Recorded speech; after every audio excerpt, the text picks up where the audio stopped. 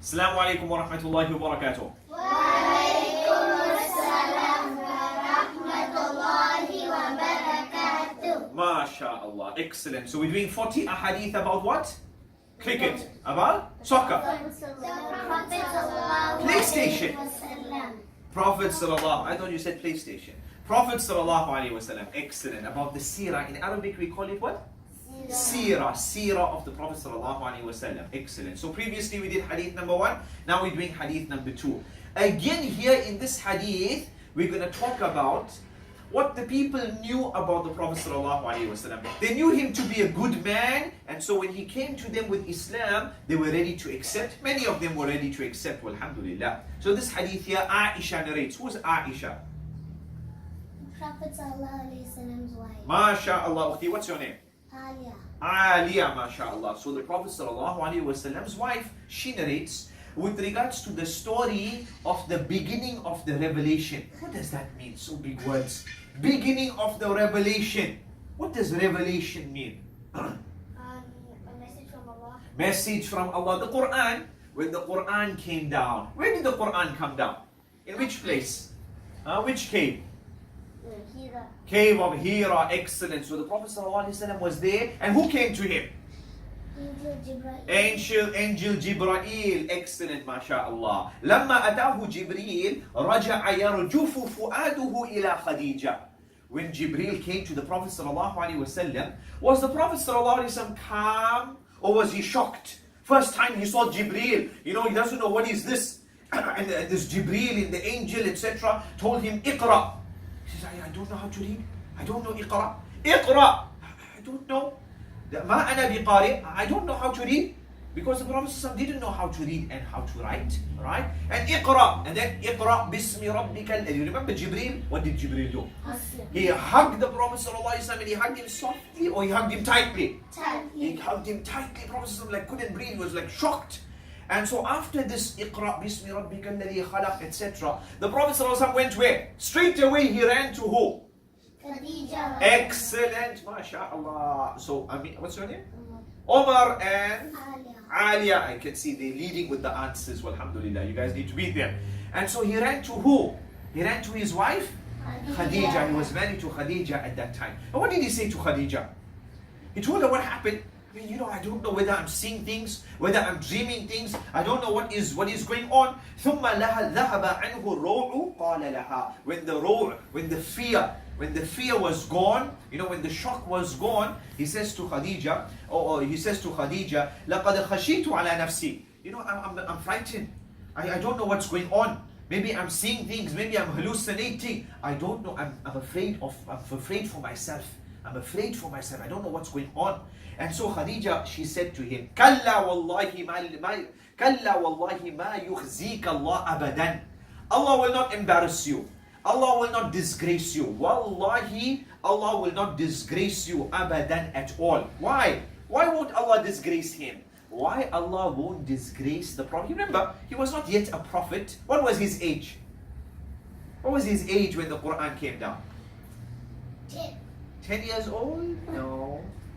40 years old. How many ahadith? 40. Excellent. Prophet ﷺ was 40 years old. And so Khadija says, Allah will not disgrace you. Why? Why Allah won't disgrace me? She says that, إِنَّكَ لَتَصِلُ الرَّحِمِ. You join your family ties. What does that mean?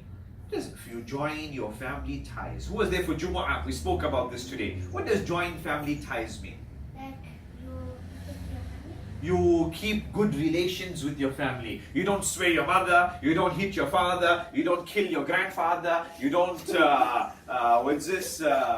steal your grandfather's car. You don't hit your nanny and swear your nana. Are you with me? But you're good to all of them. You are good to all of them. And also, your cousins, your uncles, your aunties, you respect all of them, you visit them. You maybe one auntie, you haven't seen her in a long time, then you give her a phone call. Auntie, how are you? I haven't seen you, Kala, long time. I just wanted to make salam. I wanted to buy something for you. I made a cake and I want to give you some pieces, etc. Are you with me? So you keep good ties with your family. Family comes first, yes or no? Yes. Excellent. So she says, Allah won't disgrace you, O Muhammad. Why?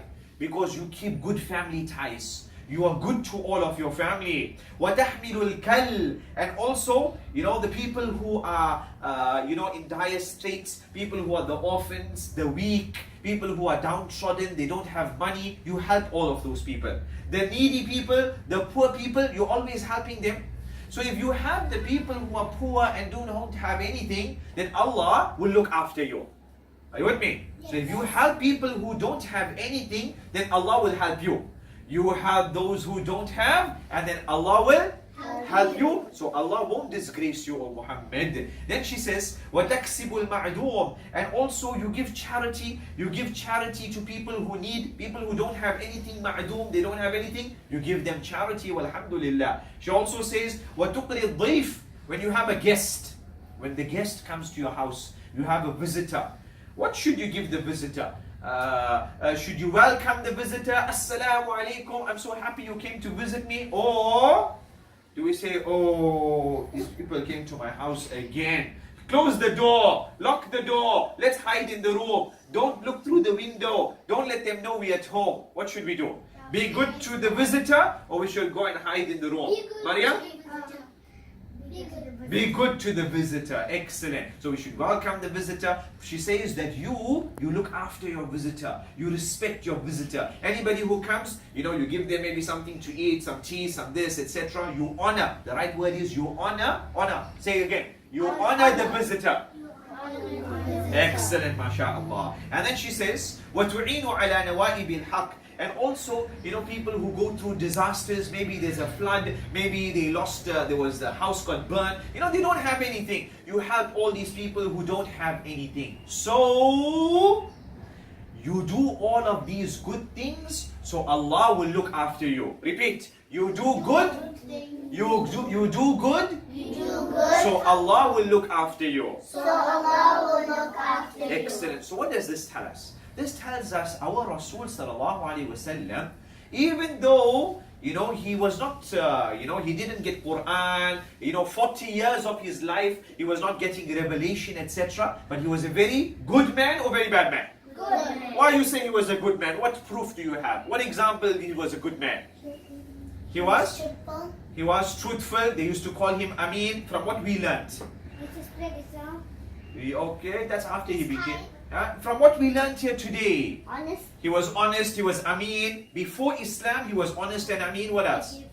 He gave charity. He used to help people. He was to help people who don't have anything. He used to love his family. He used to keep family ties, etc. Excellent. He looked after his guests. He looked after his guests. Walhamdulillah, mashallah. Last one. Sabr. And sabr, inshallah. Excellent, walhamdulillah. So now we've covered how many ahadith? Two ahadith. And these two ahadith taught us the importance about being good, because if we are good and then we come to somebody and we say, brother, here, why don't you become Muslim? If we are good, then inshallah this person will embrace Islam, inshallah. Are you with us? Yes. Excellent. Say inshallah. Inshallah. Hayyakumullah. Assalamu alaikum wa rahmatullah. Wa alaikum assalam.